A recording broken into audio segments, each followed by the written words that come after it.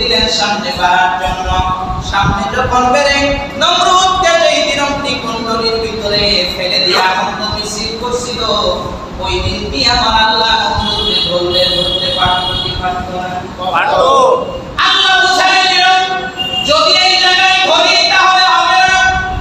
আল্লাহ বুঝাই দিল আরেকবার আমি সুযোগ দিয়েছি, রশি ছেড়ে দিয়েছি। এই জন্য রশি পাওয়ার পরে ক্ষমতা বেশি দেখাইলে ধ্বংস এমন করব পৃথিবীর জমিনে ইতিহাস হয়ে থাকবে যে সাকুরের জুতার বাড়িতে তুই দুনিয়া থেকে বিদায় হয়েছিস। কথা বলেন ঠিক না? ইব্রাহিম চলে গেলেন, আল্লাহ তাআলা তখন ধ্বংস করলেন না। আস্তে আস্তে করে বাড়তে বাড়তে যখন সীমালঙ্ঘন করে ফেললেন, আল্লাহ তাআলা ওই দিন নমরুদ কিভাবে করে সীমালঙ্ঘন করলো বলল, এবার ইব্রাহিম তোর সাথে আর আমার কোনো যুদ্ধ বিগ্রহ নাই, এইবার তোর আল্লাহর সাথে আমি লাগতে চাই। এবার মুসলমানের মতো বলেন তো, আল্লাহর সাথে যদি কেউ পাল্লা দেয় তাহলে তার অবস্থা কি আর ভালো থাকে? না না থাকার সুযোগ আছে? না সুযোগ আছে কি? না। আল্লাহ তাআলা বলল, ইব্রাহিম টেনশনের কোনো কারণ নাই, তাহলে কি করতে চাইছেন? এবার নমরুদকে জিজ্ঞাসা করলো, কি করতে চাও তুমি? বলে তোমার আল্লাহর সাথে যুদ্ধ করব, তোমার সাথে আর আমার যুদ্ধের কোনো কাজ নাই। এই কথা বলার পরে ইব্রাহিম আলাইহিস সালাম থেকে বললেন, তাহলে ঠিক আছে, আল্লাহর সাথে যেহেতু তুমি পাল্লা দিতে চেয়েছো, তাহলে ঠিক আছে, কি করতে চাও বলো? বলেছে আমি তোমার আল্লাহরে হত্যা করে ফেলবো। আউযুবিল্লাহ। আল্লাহকে হত্যা করবে? কাকে হত্যা করবে? আল্লাহকে। সম্ভব না। যারা মুক্তিযোদ্ধা সেটা মনে সম্ভব না। আল্লাহ জানে আমরা মুসলমান চেক করা দরকার। নমরুদ যখন এই কথা বলল, ইব্রাহিম বলল, ঠিক আছে, কবে কোন সময় তুমি করতে চাও? বলে তাহলে একটু প্রাথমিক পরীক্ষা করি, কারণ তুমি তো আল্লাহ আল্লাহ নিয়ে পাগল হয়ে গেছো, অটোমেটিক তোমার আল্লাহ মারার সিদ্ধান্ত কিন্তু আমার হয়ে গেছে। বলে কিভাবে? বলে তুমি তো জানো না আমি তীর ধনুক বানায় নিয়ে আসছি, তোমার আল্লাহর মেরে ফেলছি। আউযুবিল্লাহ। কিভাবে? বলে দেখো, দেখতে চাও নাকি আমি তীর নিক্ষেপ করব আর তোমার আল্লাহ যে উপরে আছে, তোমার আল্লাহ জায়গায় শেষ হয়ে যাবে। আউযুবিল্লাহ। আল্লাহ বলেন তাও সুযোগ দিয়েছি, এরপর আমি ধরি নাই। ওর বিশ্বাসটা আরো বেশি হয়ে যায়, সে উপরের দিকে তীর মারলো। তাফসীরের কিতাবে আসছে তীর মারার পরে ওই তীরকে আল্লাহ রাব্বুল আলামিন সমুদ্রের ভিতরে নিক্ষেপ করলেন। ওই তীর গিয়ে সমুদ্রের ভিতরে গেল, মাছকে আঘাত করলো। আঘাত করার পরে ওই তীরের মাথায় রক্ত লেগে গেল। আবার তীর ফিরে আসলো নমরুদের হাতের ভিতরে। বলে দেখ, এই যে তীর দিয়ে তোর আল্লাহর কাছে, এই যে তোর আল্লাহর রক্ত। আউযুবিল্লাহ। আল্লাহ বলে টেনশন করিস না মাছ, পৃথিবীর জমিনে মাছ রে, শুনে রাখ, গরু ছাগল মুরগি আমি যত প্রাণী হালাল করে দিয়েছি, এইগুলা যদি মারা যায় জবাই করা ছাড়া, তাহলে এগুলা আমার বান্দাদের জন্য খাওয়া হালাল না হারাম? হারাম। কিন্তু মাছ তুই মরে যাবি, তোর ভিতরে গন্ধ যদি সৃষ্টি হয়ে যায়, কারো যদি খাবার খুশি হয় তার জন্য হালাল। সুবহানাল্লাহ। ওরে হালাল করে দিয়ে দিলাম, আর নমরুদের ধ্বংসের পথটাকে আমি সুগম করে দিয়ে দিলাম। আজকে যারা আলেম পিছায় আলেমদেরকে মাইরা আর ইসলাম বিরোধী কার্যক্রম চালাইয়া মনে করে যে আমরা তো খুব ভালোই আছি, যা মন চায় তাই করতেছি, কই কোনো আযাব গজব আসে না, আমরা তো ঠিকই আছি। আল্লাহ তাআলা সুযোগ দিয়েছেন, কথা কয় না দেখি? আল্লাহ কি দিয়েছেন? সুযোগ দিয়েছেন। সুযোগ দিয়েছেন। নমরুদের কথা শুনে ইব্রাহিম আলাইহিস সালাম আসে, কারণ আল্লাহ সম্পর্কে তার ধারণা কম বেশি? ইব্রাহিম আলাইহিস সালামের ধারণা কম না বেশি? শুধু বেশি না অনেক বেশি? অনেক বেশি। আল্লাহ পয়গম্বর তিনি হাসেন, বলে তো ঠিক আছে, তা আল্লাহর প্রতি মেরে ফেলো, তাহলে আবার কি শুদ্ধ বিগ্রহ করতেছ? কই তোমার কাছে একটা সন্দেহ আছে, সন্দেহটা মিটানো। নাউযুবিল্লাহ। নাউযুবিল্লাহ। কারণ নমরুদ ওই সময়ও জানতো যে আল্লাহ এখনো আছে। আমি যতই ধোঁকাবাজি করি, যাই করি না করি, সব কিছুতেই পার হয়ে যায়, কিন্তু আল্লাহ এখনো আছে। এই দিকে তার দরবারের লোকজন বলে, আল্লাহ যেহেতু মাইরা ফেলাইছে, তাহলে তো আর যুদ্ধ করতে সমস্যা নাই। নাই। বললাম আগামী অমুক দিন সকাল 10টার সময় মাঠের ভিতরে তোমার আল্লাহর সাথে যুদ্ধ করবো, আমরা রেডি আছি। ইব্রাহিম আলাইহিস সালাম বলেন, ঠিক আছে, আমি আল্লাহর সাথে একটু নেটওয়ার্ক লাগাই দেই।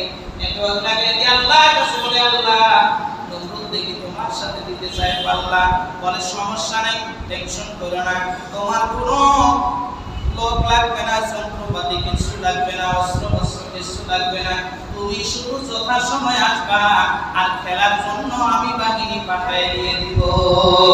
সুবহানাল্লাহ। ইব্রাহিম টেনশনের কোনো কারণ নাই। মানুষ যখন মরণ, যখন ধ্বংস যখন সামনে চলে আসে, তখন সে কি করে? সীমা গ্রহণ করে। এতদিন তোমার সাথে লড়তে চাইছি, তোমার বিরোধিতা করছে, আমি আল্লাহ তাআলা সুযোগ দিয়েছি, এবার যেহেতু আমার সাথে ফাইনাল খেলাটা খেলবে, ফাইনাল খেলা কেমনে খেলতে হয় এটা আমার ভালো করে জানা আছে। ঠিক। সুবহানাল্লাহ বলতে ইচ্ছে করে না? সুবহানাল্লাহ। ইব্রাহিম আলাইহিস সালাম যখন চলে গেল, ওই দিন 10টা বাজার, কয়েক মিনিট বাকি আছে, ইব্রাহিম আলাইহিস সালাম এখনো আসে নাই। তো এইবার উনি সিদ্ধান্ত নিয়ে মতামত দেওয়া শুরু করলেন যে, শুনো আমার দেশবাসী, জনগণ, সাংবাদিক ভাইরা, ইব্রাহিম ভয় পাইছে, ওর আল্লাহ ভয় পাইছে, আমাদের সাথে লড়ার মতো অস্ত্র শস্ত্র ওদের নাই, ভয়ে ওরা আসে নাই, আমরা বিজয় হয়ে গেছি। আউযুবিল্লাহ। নাউজুবিল্লাহ তো কইতেছে, নাউজুবিল্লাহ তো একবারে কয়ে ফেললেন, কিন্তু আগে বুঝছেন মাঠের ভিতরে খেলোয়াড় বলেন তো কয়জন? নমরুদের কয়জন এখানে? খেলোয়াড় কয়জন এখানে মাঠে আছে? কথাই বুঝেন না? সবাই বলেন একদল। যারা বুঝেন না তারা বলেন কয়দল? একদল। এক দলে তো মাঠে ফুটবল খেলা হয় না, ক্রিকেট খেলা হয় না, কয় দল লাগে? দুই দল লাগে। সবাই বলেন কয় দল? দুই দল। আর যদি একাই একাই কোন দল গিয়ে মাঠে বল শট দিয়া বলে যে আমরা পাস করে, তাহলে তাদেরকে কি বলবেন আপনারা? বলবেন শরম তো নাই, লজ্জাও নাই। কথা কয় না? নমরুদের কয় দল? এক দল। এই যে 2 দিন আগে কয় দলের খেলা হইলো? এক দলের। এরাও আবার সাংবাদিক সম্মেলন করে, এরাও আছে মিডিয়ায়, বিপুল বোর্ডে পাস করছি মালা খান দিয়া। নির্লজ্জ নির্বোধের দল যারা থাকা। নমরুদ একাই একাই ঘোষণা দিচ্ছে। ইব্রাহিম আলাইহিস সালাম বলেন, যারা বাবা এখনো সময় বাকি আছে 10টা। সুবহানাল্লাহ। ভোটের সময় 4টা, একটা পর্যন্ত কুকুর ছাড়া কোনো ঠিক। কিন্তু তারপর বলে 5 সপ্তাহ করছে। কথা কয়। সময় কয়টা? 4টা। কিন্তু 12টার সময় বলে কি মিছিলটা শুরু করবই নাকি? এটা বাংলাদেশের কথা না, এটা অন্য কোনো রাষ্ট্র। নমরুদ ইব্রাহিম আলাইহিস সালাম যখন বলে, ঠিক আছে, কই তো তোমার আল্লাহর বাহিনী কই? বলে, দাঁড়াও, আমার আল্লাহ ওয়া'দাল্লাহি হাক্কা ওয়া মান আসদাকু মিনাল্লাহি কিলা। সুবহানাল্লাহ। আমার আল্লাহর কথা সত্য, আমার আল্লাহর ওয়াদা সত্য, আমার আল্লাহর ওয়াদা হক, এর ভিতরে কোনো ভেজাল নাই। বলে, সময় মতো আমার আল্লাহ পাঠাবে, 1 মিনিট আগেও না, 1 মিনিট পরেও না, 1 মিনিট পরেও না। একটু পরে আকাশের দিকে তাকাইছে, তাকাইয়া বলে, ওই যে আসতেছে। সুবহানাল্লাহ। ওই যে আসতেছে, টেনশন করার কোনো কারণ নাই। আইসা বলছে, নমরুদ অট্ট হাসিতে ফেটে পড়ছে যে, দেখছো এগুলা কোনো কাজ হইল? আমরা অস্ত্র শস্ত্র সবকিছু নিয়ে হাজির, আর ইব্রাহিমের আল্লাহ নাকি এই মশা বাহিনী পাঠাইছে। এই মশা বাহিনী কি করবো? আল্লাহ তাআলা বলেন পৃথিবীর সবচেয়ে বড় নিকৃষ্ট জীব যেহেতু তুমি, তোমাকে ধ্বংস করতে যদি আমি অস্ত্রধারী কোনো বাহিনী পাঠাই, তাহলে এটা আমার কাছে শুভনীয় মনে হয় না। যেহেতু সবচেয়ে পাওয়ারফুল ক্ষমতা তুমি দেখিয়েছো, রব যেহেতু দাবি করেছো, আর আমি আল্লাহর সাথে যেহেতু লাগতে আসছো, আমি মশা বাহিনী পাঠাইয়া তোমাকে জুতা পেটা করে দুনিয়ার থেকে বিদায় করবো। চিন্তার দিন সুবহানাল্লাহ। কারণ কি আল্লাহ তাআলা বলেন দুনিয়াটা, এই যে দুনিয়াটা, এই দুনিয়াটা একটা মশার ডানার মতো আল্লাহর কাছে। মশার ডানার মতো যদি আল্লাহর কাছে মূল্যায়ন না থাকে, তাহলে এই দুনিয়া নিয়া ওই আল্লাহর বান্দাদের এত কিসের মহব্বত, এত কিসের পাগল পারা? আল্লাহ বলেন ক্ষমতা আমি দেই, টাকা আমি দেই, অহংকার করো না, বরং আমার দিকে ফিরে আসো। আমার দিকে ফিরে আসলে তোমাদের নমরুদের পরিণতি হবে না। নমরুদ ফাইনাল তারা খেলতে যখন খেলে আসতেছে, আল্লাহ তাআলার কাছে বসারা আবেদন করলো, আল্লাহ আমাদের কাজ কি? বলে এক নাম্বার কাজ, তোমরা বন্টন হয়ে যাবে, যতজন ওদের যোদ্ধা আসছে ততজন তোমরা তাদের নাক দিয়ে এক একজন করে প্রবেশ করবে, আর যত উটুম্বার উপরে আরোহণ করে আসছে প্রত্যেকটা উটুম্বার নাকে এক একটা ঢুকে যাবে। সুবহানাল্লাহ। আল্লাহ প্রথম মশা ঢুকে পড়ছে। ঢুকে পড়ার কারণ কি হয়েছে? লাভ কি লস কি? উটের ভিতরে যখন ঢুকছে, এখন মশাই দিয়ে যখন গান শুরু করছে, উট স্থির থাকতে পারে না, লাফাইতে শুরু করছে, আর হিজিবি পড়ে গেছে। পড়ে যাওয়ার পরে এই উটের লাঠি দুটা খাইয়া দুনিয়ার দিকে উঠে গেছে। সুবহানাল্লাহ। বাকি আছে বড় শয়তান।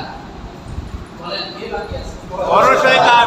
বলেন কে বাকি আছে? বড় শয়তান। বড় শয়তানকে এখনো ধরতে পারে না। এমন করলে যাক, আমি কোনো রকম দেশে যাই, তাড়াতাড়ি বাড়ি থেকে দৌড়ছি, অনেক বড় ইতিহাস আমি সম্পন্ন করছি, দৌড় দিয়ে চলে গেছে। এই দিকে সর্বশেষ যে মশা, এ ছিল ল্যাংড়া, এর একটা ডানা নাই। বলেন তো কয়টা? একটা মশা। দুইটা। একটা হলো পা ভাঙা, আরেকটা হলো কি নাই? ডানা নাই। এ বলে আল্লাহ আসলাম তো, কিন্তু ভাগ বন্ধুর তো আগেই শেষ, আমার কাজ কি? বলে তোরে দিয়ে বড় শয়তান ধরবা। এই জন্য মনে মনে ভাইবেন না যে কোরআনের কোন কোন বড় বড় আলেমদেরকে ফাঁসি দিয়ে দুনিয়া থেকে নিঃশেষ করে বলা হয় যে ইসলামকে ধূলিসাৎ করেছি। বড় বড় আলেম ও মুফাসসির মুফতিদেরকে বিকলঙ্গ করে দিয়ে ইসলামকে ধূলিসাৎ করেছি। এইটা যদি কেউ ভাবে নমরুদের মতো মশা বাহিনী দিয়ে পিটাইয়া চেষ্টা করতে পারে যে আল্লাহ করে। নাকি সেই শক্তি নেই? আছে। সেই শক্তি আল্লাহর নাই? আছে। আল্লাহ বলে একতরফা চলতে থাকো, চলতে থাকো। ইন্নাহুম ইয়াকিদুনা কাইদা ওয়া আকিদু কাইদা ফাহিরিল কাফিরিনা আমহিলহুম রুয়াইদা। তোমাকে সুযোগ দিয়েছে, বাড়তে থাকো, বাড়তে থাকো, কিন্তু এই কথাও মনে রাখো, ইন্না বাকশা রাব্বিকা লাশাদীদ।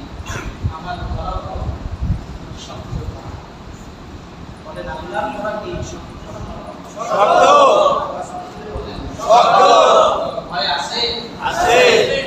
দিলাল ইনসান ভিতরে গেল, মশা বাহিনী ঢোকার রাস্তা নাই, ভিতরে প্রবেশ করেছে, করার পরে নাক দিয়া উঠছে, জুতার বাড়ি খায়া নমরুদ দুনিয়া থেকে বিদায় হয়েছে। বলেন তো নমরুদ ধ্বংস হয়েছে কি হয়েছে? হয়েছে? হয়েছে। দিকে আওয়াজ নাই যে? হয়েছে। এরা ওই দলের লোক কোথায় আছে? বলেন ধ্বংস হয়েছে? ফেরাউন ধ্বংস হয়েছে? ফেরাউন যেদিন বলছিল আনা রাব্বুকুমুল আলা, ওইদিন আল্লাহ ধরতে পারতো না? পারতো। কথা কেন? পারতো। লোকেরা আসলো, আয়েশা বলে খোদা বৃষ্টি নাই দেশে, বৃষ্টির ব্যবস্থা করো। ফেরাউন তুর পাহাড়ে চলে গেছে, রাত্রিবেলায় গভীর রাত্রিতে তুর পাহাড়ে গিয়ে সেজদায় পড়ে কান্না করতেছে।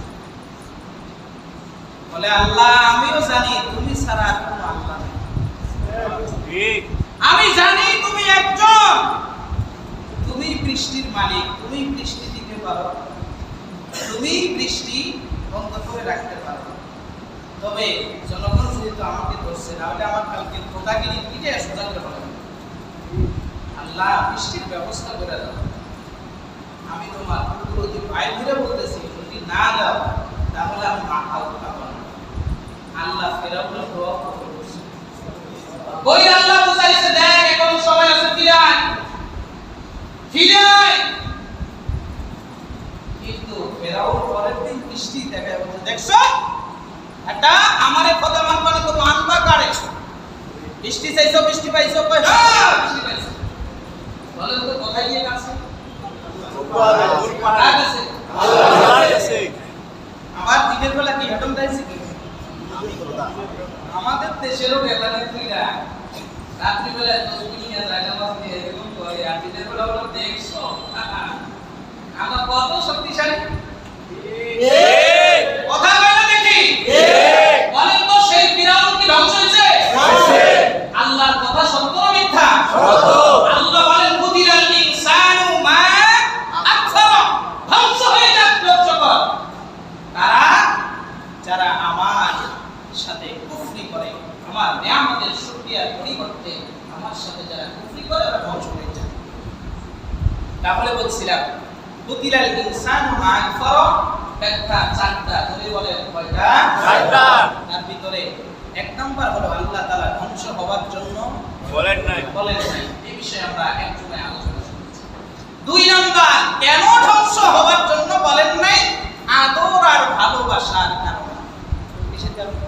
আদর এবং ভালোবাসার কারণে। ভালোবাসার কারণে। তিন নাম্বার, আমরা গত জুমায় শুনেছি কি আল্লাহ তাআলা যেহেতু আদর করে বানাইছেন, এই সৃষ্টির প্রতি মহব্বতের কারণে আল্লাহ তাআলা আমাদেরকে ধ্বংসের কথা বলছেন, কিন্তু আসলেই ধ্বংস হওয়ার উদ্দেশ্য না, সতর্ক করার জন্য বলেছেন। আজকে জানলাম কি অবশ্যই আল্লাহ তাআলা ওই সমস্ত সীমালঙ্ঘনকারী জালিমদেরকে ধ্বংস করার কথাই আল্লাহ বলেছেন। তার ভিতরে আব্রাহাম ধ্বংস হয়েছে, হইছে, আবু জাহেল হইছে, ফিরআউন হইছে, নমরুদ হইছে, হয়েছে, হইছে, আর কেউ হবে না। হবে, কথা বলেন, আর কেউ হবে না। হবে। আল্লাহ বলেন লোহিত সাগর নাই, বঙ্গোপসাগর তো আছে, আছে, নাকি এটাও নাই? আছে। হ্যাঁ, তাকে তাকে ফেলে দিতে যে আনন্দ করো না, তোমার জন্য সেটা অপেক্ষা করছে। ঠিক। আল্লাহ তাআলা যেন আমাদের সহিহ দান করেন, আমিন। সঠিক সমঝ দান করেন, আমিন। তাহলে কারা কারা ধ্বংস চান? কেউ চান না? তাহলে হুকুম মানতে হবে আল্লাহ। বলেন বলেন আল্লাহ। সবাইকে আল্লাহ। নাকি দুই চারজন? না। আমরা হুকুম মানবো কার? আল্লাহ। সপ্তাহে এক ওয়াক্ত জুমার নামাজ দিয়ে না। না, জীবনের পরতে পরতে সর্বমহনায় সব সময় হুকুম মানতে হবে আল্লাহ। চলা বলা খাওয়া সমস্ত কিছুতে হুকুম মানতে হবে আল্লাহ।